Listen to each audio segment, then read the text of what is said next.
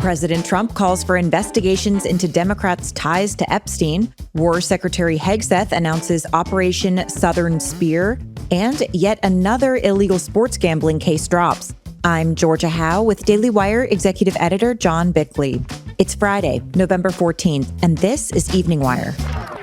President Trump is calling for the DOJ to investigate Jeffrey Epstein's ties to several high-profile Democrats and major banks. Daily Wire Assistant Editor Andy Valdez has the latest. In a series of posts, Trump said Democrats are using what he called the Epstein hoax to distract from the government shutdown, accusing them of ignoring Epstein's long-standing connections to figures like Bill Clinton, Larry Summers, and tech billionaire Reid Hoffman. Meanwhile, Democrats released newly unearthed Epstein emails that referenced Trump, prompting the White House to accuse them of selectively leaking documents to smear the president. Here's Press Secretary Karoline Leavitt earlier this week. These emails prove absolutely nothing other than the fact that President Trump did nothing wrong. And what President Trump has always said is that he was from Palm Beach, and so was Jeffrey Epstein. Jeffrey Epstein was a member at Mar-a-Lago until President Trump kicked him out because Jeffrey Epstein was a pedophile and he was a creep. The fight comes as both parties demand the release of all Epstein files, and as the political fallout from the shutdown continues to grow. The BBC issued an official apology to President Trump on Thursday for a grossly misleading edit of his January 6th speech, but it denied his allegation of defamation. Here's Daily Wire political reporter Cameron Arcand.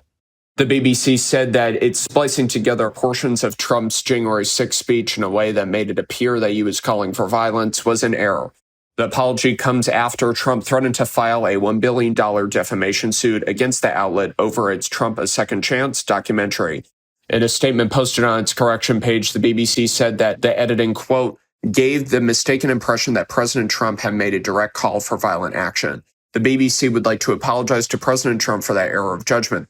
In a separate letter to the White House, BBC Chair Samir Shah again apologized to Trump, but stopped short saying they defamed him, writing, quote, while the BBC sincerely regrets the manner in which the video clip was edited, we strongly disagree there is basis for a defamation claim. A new prosecutor is taking the lead on Georgia's high-profile election interference case against President Trump. Daily Wire reporter Amanda Prestigiacomo has the details. After Fulton County District Attorney Fani Willis was disqualified from the case due to her romantic relationship with a top prosecutor, the state's prosecuting attorneys council was ordered to find a replacement. After every outside prosecutor declined, Director Peter Skandalakis appointed himself just hours before the judge's deadline. Skandalakis now has full authority to push the case forward or even seek dismissal. Trump's attorneys say the prosecution is politically driven and it should end. The Georgia case, which now has a very uncertain future, remains the only state-level prosecution in which Trump himself faces charges tied to the so-called 2020 fake electors effort. Secretary of War Pete Hegseth has announced Operation Southern Spear, a mission designed to defend the U.S. against narco-terrorism. Daily Wire reporter Tim Pierce has more. The announcement comes as tensions between the U.S. and Venezuela mount over the Trump administration's ongoing operations against drug cartels in the Caribbean Sea and Pacific Ocean. Hegseth announced the operation in a statement Thursday, saying, quote, led by Joint Task Force Southern Spear and U.S. Southern Command, this mission defends our homeland, removes narco-terrorists from our hemisphere, and secures our homeland from the drugs that are killing our people. The Western Hemisphere is America's neighborhood, and we will protect it. The War Secretary said that the operation was ordered by President Donald Trump. The Justice Department has officially stepped into California's redistricting fight. The DOJ is backing a lawsuit that challenges Governor Gavin Newsom's push to redraw the state's congressional map ahead of the 2026 midterms.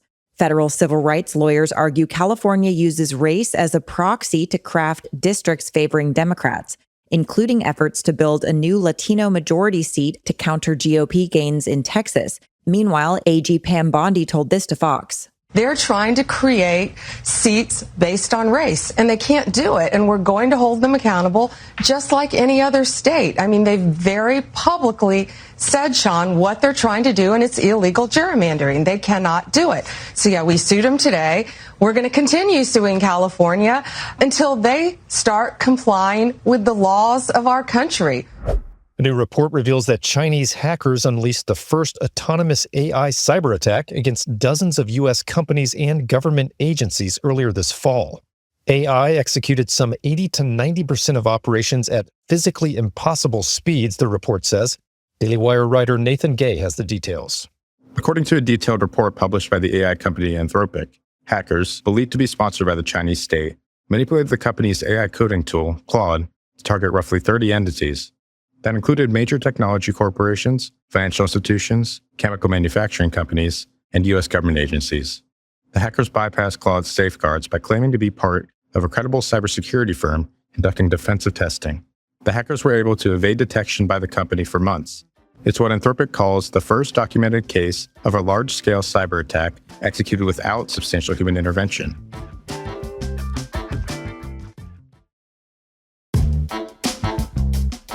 Texas A&M is taking action to rein in what critics call ideological overreach. Regents voted unanimously to restrict courses from promoting race or gender ideology without explicit approval from campus leadership. Supporters say the reforms will restore accountability and protect students from taxpayer-funded indoctrination, citing cases where instructors pushed material far outside of their approved syllabi. Some faculty pushed back, warning of limits on academic freedom, but university leaders argue the policy simply ensures courses stick to established curriculum. California Democrat Congressman Eric Swalwell faces a potential federal investigation after a housing official referred him to the DOJ over alleged mortgage and tax fraud on Thursday. Daily Wire reporter Zach Jewell has the story. Swalwell is accused of making false statements on loan documents related to a house in D.C. That's according to a letter sent by the director of the Federal Housing Finance Agency to Attorney General Pam Bondi. The allegations stem from Swalwell's purchase of a $1.2 million home in Washington that he reportedly claimed as his primary residence. In so doing, Swalwell qualified for millions of dollars worth of loans and refinancing, according to the New York Post. His campaign has also faced scrutiny over payments made to a Haitian-American staffer that totaled over $360,000 and for expenditures on luxury hotels and car services. Chaos broke out outside an ICE processing center near Chicago as anti-enforcement agitators clashed with federal agents and Illinois State Police. I believe that we On Thursday, demonstrators blocked traffic, ignored dispersal orders, and scuffled with officers before multiple arrests were made. The processing center has long been a magnet for activist protests, but tensions surged as a federal judge ordered the release of 13 detainees, with hundreds more potentially eligible for home confinement, undercutting the Trump administration's Operation Midway Blitz. Authorities say they will continue enforcement efforts despite increasingly confrontational demonstrations. Oregon Democrats are expressing outrage over reports that the Trump administration may build a new ICE detention facility near Portland. After meeting with state officials, Homeland Security Secretary Kristi Noem said this week that she may have to take more drastic steps to make sure federal immigration law is being enforced in Oregon. Her department, she said, is doubling down and looking to possibly purchase new facilities in the state. Officials in Newport have since told ABC that they've spoken with state and federal lawmakers about reported plans to convert a municipal airport in Newport into an ICE facility. American energy is poised to see a major boost after the Trump administration cleared the way for new oil and gas drilling in Alaska's National Petroleum Reserve. Interior Secretary Doug Burgum says the move, which reverses a Biden-era restriction in the region, will create North Slope jobs and restore longstanding regulations dating back to the 1970s. While environmental groups vow legal challenges, Alaska lawmakers are praising the decision as a major win for U.S. energy dominance. The administration argues it's essential for lowering costs and strengthening America's position abroad. At least one Chinese company has found a way to access restricted American semiconductors, and it seems to be perfectly legal. Daily Wire senior editor Joel Needler explains. A Wall Street Journal investigation traced the path of coveted Blackwell chips from AI powerhouse NVIDIA to a U.S.-based server manufacturer to the workflow of a Chinese company. In short, an American-based company can buy Blackwell chips even if that company is partially owned by a Chinese firm. The chips can then change hands to a company in Indonesia, which rents out cloud space using the Blackwell chips to a company in China. As long as the chips are being used for non-military applications, this process does not violate export control laws.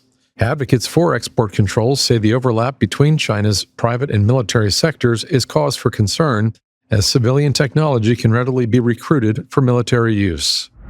Blue Origin notched another major milestone in its bid to compete with SpaceX. The company successfully launched its New Glenn orbital rocket and landed the booster for the first time.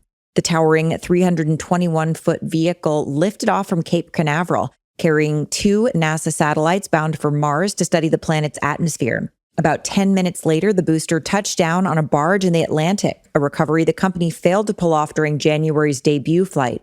Jeff Bezos, watching from Mission Control, celebrated the win as Blue Origin pushes to ramp up launches and reuse hardware.